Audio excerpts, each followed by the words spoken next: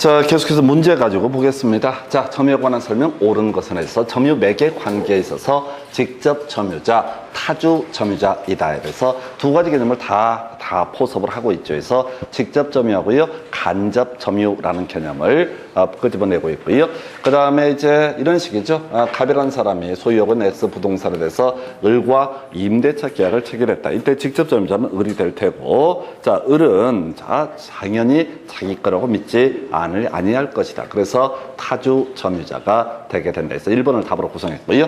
자, 점유자 소유의 의사로는 점유 추정되고요. 그다음에 평온 구인한 선의의 점유 추정되지만 과실 없는 점유는 추정하지 않는다. 근데 얘는 틀리든 맞든 답이 되는 주제가 아닙니다. 너무 유치하기 때문에. 자, 그다음에 갑의 을로부터 임차한 건물을 을의 동의 없이 병에게 전대한 경우 을만이 간접 점유자이다 해서 요건 달리되는 거죠. 그래서 자, 또 직접 점유, 간접 점유 얘기야. 을이라는 사람이 소유하고 있는 물건에 대해서 갑이라는 사람이 임대차를 통해서 점유를 하고 있습니다. 자, 근데 을의 동의를 받고 안 받고는 중요한 게 아니고 이걸 병한테 전대를 하게 된다. 그러면 현재 점유하고 있는 사람은 직접 점유자 병이라는 사람이 될 테고, 이때 갑도 을도 뭐가 된다? 바로 간접 점유자가 되게 된다. 이런 얘기가 되겠고요.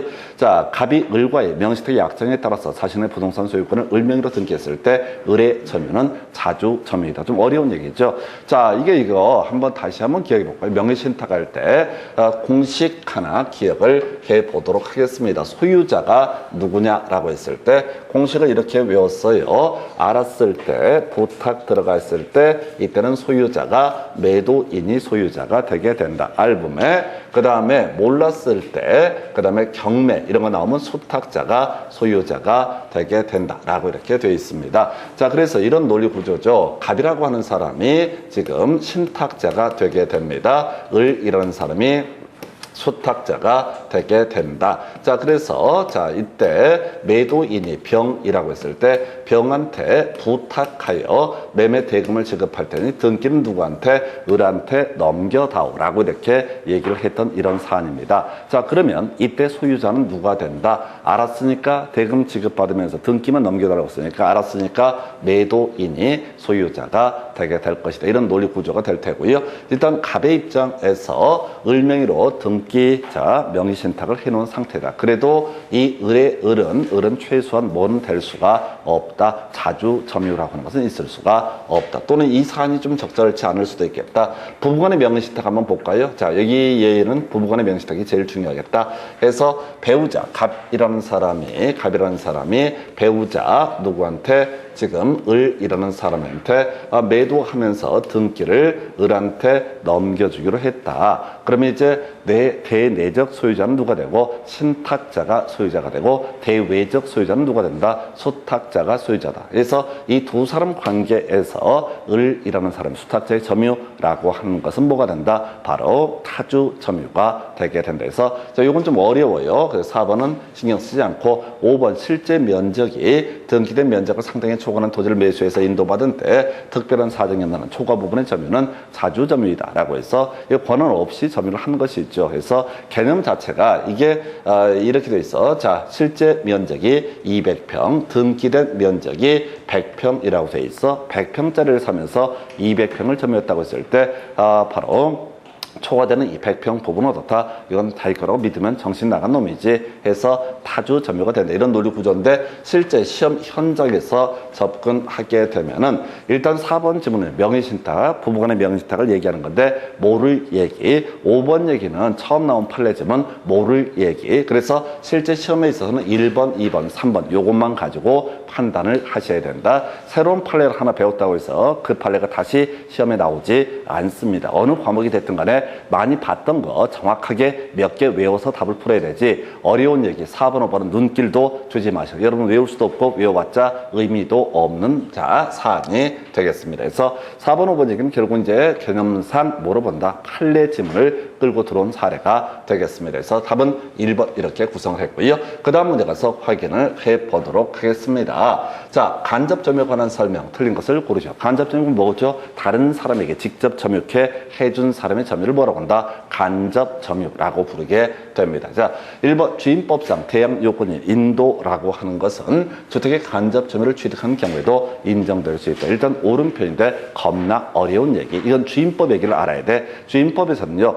임차권 등기를 하지 않더라도 바로 주민등록 이전하게 되면 어떻다? 대항력이 발생하게 된다. 근데 임차인이 자신의 명의로 주민등록을 이전한 게 아니라 동거 가족의 명의로 주민등록을 이전을 했다라고 한다라면은 이게 바로 뭐라고요? 간접 점유를 취득하는, 직접 점유하는 것은 누가 되고 바로 동거인이 되게 될 것이고, 간접 점유를 취득하는 경우에 있어서도 당연히 대항요건, 대항력 발생할 수 있다. 1번 어려워요. 어려운 건 중요한 게 아니야. 우리가 어렵고 쉽고의 문제가 아니라 자주 보고 중요하게 다뤄지는 주제들은 항상 눈에 익게 되어 있습니다. 2번 질문은요. 점유 취득 시의 기초인 점유에는 간접 점유도 포함이 되게 된다. 자, 이런 경우죠. 자, 이것도 어렵다. 갑소유 X 부동산에 대해서 을과 매매계약, 을이 매매계약을 통해서 이 물건을 자, 소유 매매계약을 체결합니다. 그리고 바로 그 시점에 병과 임대차 계약을 체결해서 병한테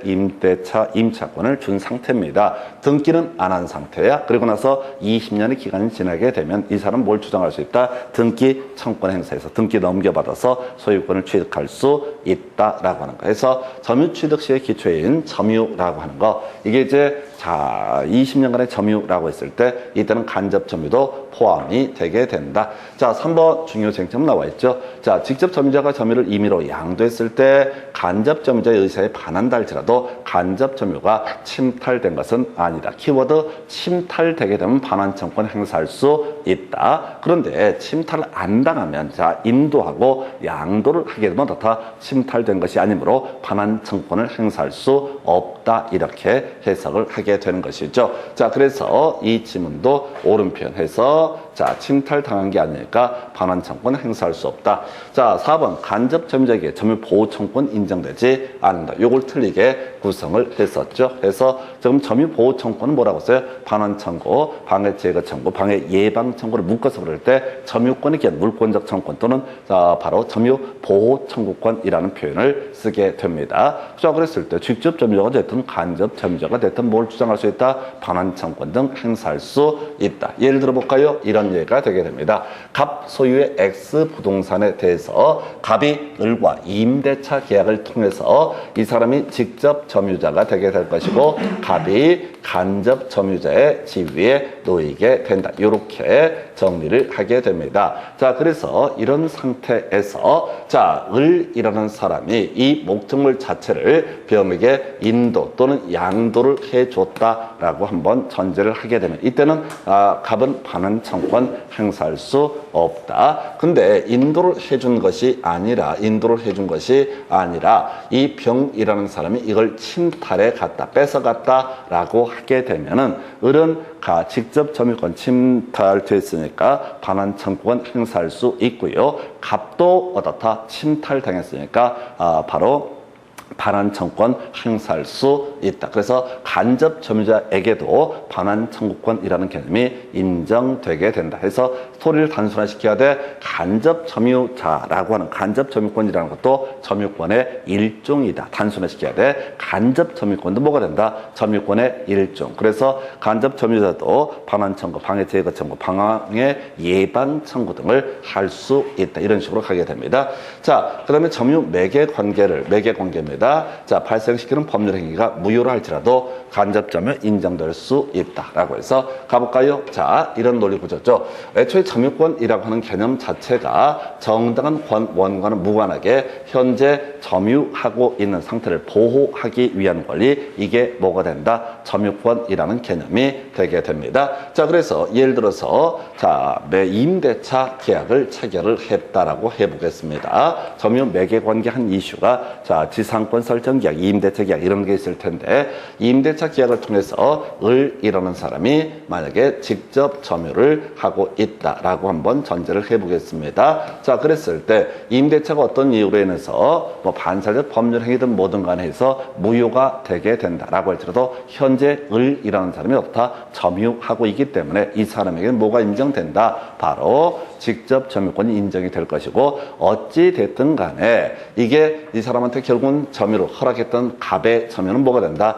간접 점유가 된다. 상당히 까다롭게 나왔던 주제가 되겠습니다. 그래서 답은 4번 이렇게 보고요. 이 문제 답만 가지고 접근을 해 가게 되면 다 점유권은 직접 점유권은 너무나 당연한 일이고 간접 점유권도 뭐에 해당한다? 점유권의 일종이다. 점유권을 가지고 있으니까 점유권이 기한 물권적 청권이라는 것을 행사할 수 있다. 이렇게 갑니다. 그래서 나머지가 좀 어려웠고요. 답은 비교적 간단하게 구성됐던 사례, 상당히 까다로웠던 문제가 되겠습니다. 그 다음 문제 가서 확인을 해보도록 하겠습니다. 점유권에 관한 설명 틀린 것을 고르시해서 자 1번 답이 돼버렸네요. 자 점유권이 기인한 소라고 하는 것은 본권에 관한 이유로 재판할 수 없다라고 하는 것. 이 주제가 나와 있으면 나올 쟁점이 두 가지가 더 있다. 하자도 승계한다. 또 하나 있었죠. 바로 소가 제기된 때부터 악의의 점유자로 본다라고 하는 거. 이렇게 비슷한 시리즈로 보셨습니다.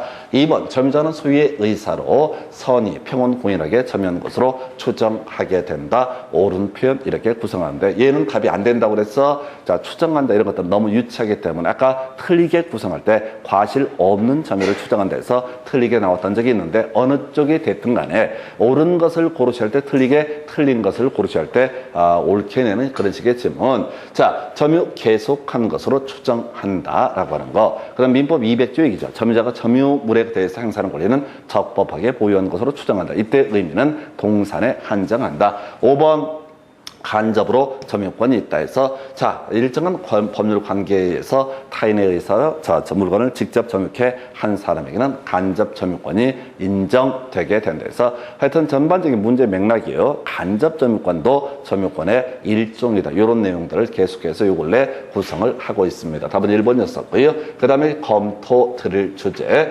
점유에 관한 설명 옳은 것을 고르시오라고 해서 1번 점유자의 점유가 자주 점유인지 타주 점유인지 여부는 원칙적으로 권원, 점유를 하게 된 권원의 객관적 성질에 따라서 판단한다 해서 매매 계약이나 교환 계약을 통해서 점유를 시작을 했다면 이건 자주 점유가 될 테고 임대차, 지상권 설정 계약 등을 통해서 점유를 하겠다면 이건 간접 점유에 해당한다 해서 1번 틀렸고요.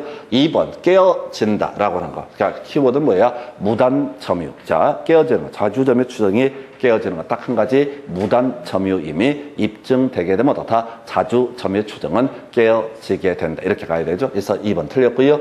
자, 그 다음에 배상 책임을 진다라고 해서 멸실 훼손 나와 있고요. 선의 타주 점유자 현존 이익해서 우리 외웠던 거 있었죠. 현존 이익 한도에서 반환하면 되는 게 뭐야? 선의 자주 점유자 현존 이익 한도에서 반환하면 되는 게 선의 자주 점유자. 나머지 모르면 손해 전부에 대해서 배상을 해야 된다. 이렇게 봐야겠고요. 그래서 자 3번도 틀렸고요. 자 그 다음에 악의 점유자 과실 없이 과실을 수취하지 못한 때 보상해야 된다. 틀렸죠? 과실 없이 과실을 수취하지 못할 때는 어떻다? 보상하지 않아도 된다. 몇 개 안 되잖아. 악의 점유자 과실 없이 과실을 수취하지 못한 때 보상하지 않아도 된다. 두 번째, 선의 점유자 통상의 필요비 상환 청구할 수 없다. 세 번째, 가액의 증가가 현존했을 때 유익비 상환 청구, 유익비 상환 청구에 대해서는 상환 기간을 허용할 수 있다. 마지막, 선의 자주 점유자 현존 이익 한도에서 반환하면 된다. 이렇게 한 대여섯 개 되는 명제를 외우셔야 된다고. 지문을 보는 게 중요한 게 아니라 외우셔야 돼. 악의 점유자 과실 없이 과실을 취하지 못한 때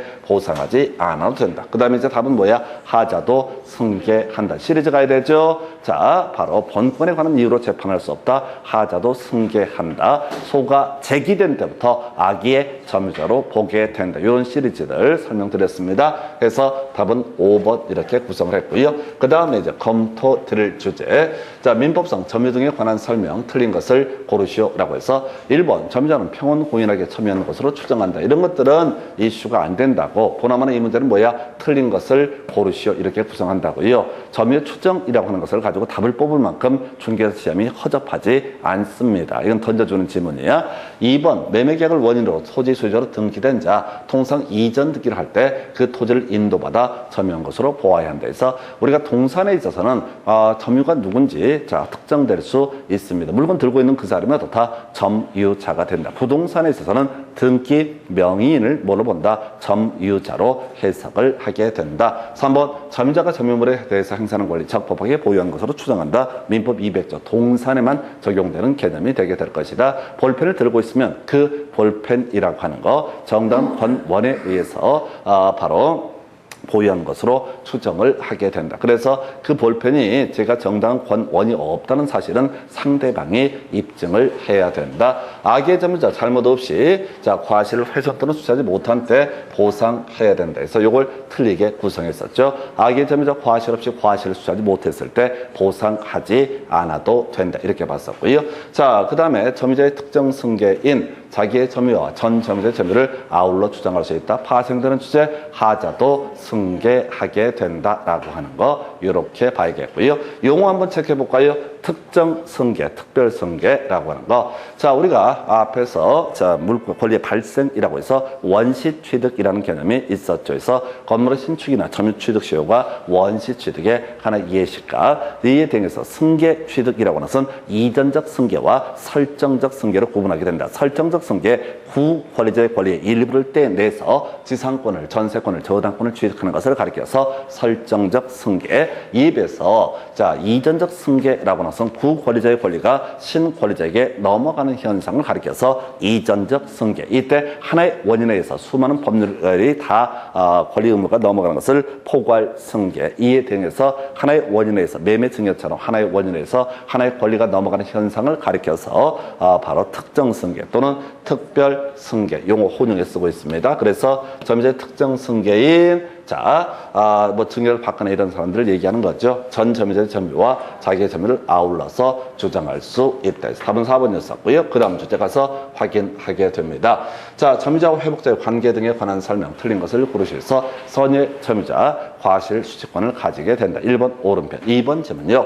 점유자가 점유물 반환 청구를 행사하는 경우 침탈된 날로부터 1년 내 행사를 해야 된다. 오른편인데 별로 중요치 않습니다. 그 다음에 이제 점유자가 필요비를 지출했을 때 가액의 증가가 현저한 경우에 상환 청구할 수 있다. 요거 틀리게 구성이 됐죠. 유책이 뽑습니다. 필요비라고 하는 거, 형광등 몇 개 갈아 끼운 비용, 유익비라고 하는 거. 자, 바로 가액의 증가가 현존했을 때 유익비 상환 청구. 그래서 답은 3번 겁나 쉬웠었고요. 그 다음에 점유자의 점유가 방해를 받을 염려가 있을 때 방해 예방, 손해배상의 담보를 청구할 수 있다. 그 다음에 이제 손해 전부를 배상해야 된다. 이런 얘기 나와 있어요. 그래서 소유의 의사가 없는 사주 선의 점유. 자, 우리가 현존 이익 한도에서 반환하면 되는 케이스가 한 가지 있었죠. 선의의 자주 점유자. 그래서 선의고 소유의 의사가 있는 점유자는 현존 이익 한도에서 반환하면 될 것이고 나머지 모르면 어떻다? 손해 전부를 배상해야 된다. 이렇게 가게 됩니다. 그래서 뭐 답은 3번. 이 뒤쪽은 오히려 쉬워요. 쉽다는 게 뭐냐면 원래 스토리는 겁나 긴데 딱딱 끊어지기 때문에 해볼만 하고요. 그 다음에 검토 드릴 주제 볼까요? 이렇게 되어 있습니다. 자, 갑은 그의 X 건물을 을에게 매도해서 점유를 이전했고 을은 X 건물을 사용식하면서 X 건물의 보존 개량을 위해서 비용을 지출했다. 갑을 사이 계약이 무효했을 때 법률 관계 이렇게 되어 있습니다. 그래서 아마도 이 보존 개량을 위해서 자 개량 등을 위해서 지출한 비용 경우에 따라서 필요비가 될 수도 있고 또 유익비가 될 수도 있을 것이다. 가볼까요? 자, 갑은 그 소유의 X 건물을 을에게 매도해서 점유를 이전해 준 상태다. 현재 점유자 바로 을이 되게 될 테고 이게 나중에 무효가 됐다. 해제권 행사에서 소급해서 무효가 되든 취소권 행사에서 소급해서 무효가 되든 어찌됐든 간에 계약이 무효가 됐다라고 돼 있습니다. 그럼 이제 이 점유자가 회복자에 대해서 목적물을 반환해야 될 것인데 이때 법률 관계 자 을이라는 점유자 선이었을 때는 어떻다? 과실 수취권을 가지게 된다. 그래서 1번 틀리게 구성이 됐고요. 2번 선의 을이라고 하는 거 통상의 필요비 상환을 청구할 수 없다가 돼야 되죠. 읽어볼 것도 없어. 통상의 필요비 상환 청구를 할 수가 있다 없다? 없다라고 하는 거. 값을 따져 물을 칠 도 없다니까 그냥 문장 보면 대충 외운 게 떠오르게 돼 있어. 자, 그 다음에 가액의 증가가 현존했을 때 유익비 상환 청구할 수 있다. 3번을 옳게 구성을 하고 있죠. 자, 값을 따져 물을 것도 없다니까 문장 보면 다 답이 던져져 있습니다. 선의의 을은 값에 대해서 점유 사용으로 인한 이익을 반환할 의무가 있다 해서 이게 이제 1번하고 4번 엮어서 하는 거죠. 선의 점유자 과실 수집권을 가지게 된다. 그래서 이 이익을 얻어다 반환할 의무가 없다라고 할 거. 악의 점유자는 과실 수집권이 없기 때문에 건물의 사용 이익이라는 것을 반환해야 된다. 그 다음에 이제 을의 비용 상환 청구권이라고 하는 것은 비용을 지출한 데 즉시 연기 소리한 데서 모를 얘기. 자, 요거는 이제 유익비 같은 경우는 자, 점유물을 반환할 때 또 있어서 점유권에 있어서는 필요비도 점유물 반환할 때 상환 청구의 권리가 발생합니다. 이거 신경 쓰지 마. 어차피 봐봤죠. 여러분 머리가 이거 못 외워. 이 중에 지문 중에 한 개, 두 개 막히는 거 자연스럽게 받아들이셔야 돼. 그냥 기본이 되는 몇 개만 달달달 외워서 효과를 봐야 되지. 지금 지문 중에 이 지문 같은 거 5번이 어렵고요. 그 앞에 있는 지문 중에서 알기 어려운 게 뭐가 있을까? 방해 예방 청구 이런 것들도 좀 특이하게 자주 안 보는 주제가 나오게 됩니다. 자, 침탈된 날부터 1년 내 이런 거 잘 공부 안 한다고. 그런데 몰라도 답이 되는 주제에 중요한 것 위주로 우리가 외워가기 때문에 중간에 막히는 것들이 현혹되면 안 돼. 무조건 막혀 정상이야. 무조건 막혀 정상이야. 절대 이거 지문 5개를 소화하려고 하게 되면 개판돼 버립니다. 이게 이제 기출을 가지고 공부할 때 제일 경계해야 될 게 뭐냐면 중간에 막히는 지문이 있으면 그걸 공부를 하시거든. 그건 전문적으자 확률상 그 삽질이 될 가능성이 높습니다. 완벽을 기하기보다 어차피 돌아서면 또 잊어먹게 돼 있으니까 몇 개 지식을 끊임없이 가지고 더 중요한 거 막히는 것 자체에 절대 열받을 거 없어. 왜? 어차피 시험장 가면 막힐 수밖에 없으니까 미리 훈련이 되셔야 돼. 이 막히는 과정 자체가 그걸 받아들일 수 있어야 돼요. 근데 제가 가끔 얘기하잖아요. 공부 겁나 열심히 하는 사람들 중에서 시험에 가끔 떨어지는 사람들이 상당수가 있어요. 공부는 잘해. 근데 떨어져. 그 사람들의 기본 속성이 뭐냐면 중간에 막히는 지문 때문에 열이 받아. 근데 이제 공부를 적당히 하시게 되면 열받을 게 없어. 공부한 게 없기 때문에 모르는 게 너무나 당연스러운 거야. 아는 것 위주로 접근해 가실 거여서 자, 그렇게 요 얘기 설명을 드렸었고요. 자, 그 정도. 그래서 이건 뭐 값을 그릴 필요도 없이 문장 보게 되면은 과실 수익권은 어떻다? 선의에 대해서만 인정되게 된다. 통상의 필요비 상환 청구는 할 수가 없다. 뭔지는 모르지만 통상의 필요비 상환 청구는 할 수가 없다. 가액의 증가가 현존했을 때 유익비 상환 청구. 유익비 상환 청구에 대해서 상환 기간을 허여해 줄 수 있다. 현존 이익 한도에서 반환하는 게 뭐라고요? 선의의 자주 점유자. 이렇게 줄줄줄 꿰셔야 돼. 그래야지 실제 문제 풀어갈 수 있고 그렇게 외워봐봤자 이 5번 지문 같은 것은 좀 당황스럽게 접근을 하게 됩니다. 확률 높은 쪽에 베팅하셔야 돼. 그래서 이렇게 살펴드렸고 그 다음 문제 가서 확인을 해보겠습니다. 점유자 회복자의 관계. 자, 뒤만 봐. 통상의 필요비 상환 청구하지 못한다 라고 되어 있죠. 옳은 표현. 손해 전부를 배상한다. 근데 이제 앞에 봐야 되지. 자, 우리가 현존 이익 한도에서 반환하면 되는 게 뭐야? 선의의 자주 점유자는 현존 이익 한도. 나머지 모르면 어떻다? 손해 전부를 배상해야 된다. 선의의 자, 소유의 의사가 없으니까 타주 점유자 손해 전부를 배상을 해야 된다. 이렇게 가게 되는 거죠. 그 다음에 이제 필요비 상환 청구는 악의 점유자에게도 인정되게 된다. 옳은 표현인데 답은 일단 2번이었었죠? 답은 2번이었었고 자, 지금 아니구나. 2번 오른편이구나. 그래서 지금 틀린 걸 고르시니까 이렇게 보셨고 3번은 좀 어려울 수 있어요. 악의 점유자에 대해서도 필요비 상환 청구권 인정된다 해서 비용 상환 청구권은 악이든 선이든 불문하고 인정되는데 신경 끄려니까 하나쯤 모르는 게 있어야 정상이야. 4번 질문. 자, 상환기간 허위를 청구할 수 있다. 필요비 상환 청구권 틀렸죠? 자, 유익비 상환 청구권에 대해서 어떻다? 바로 상환기간 허위를 청구할 수 있다. 가액의 증가가 현존했을 때 유익비 허여라는 개념은 뭐에 대해서만 필요비 아니고 큰돈 들어가는 유익비에 대해서 어떻다?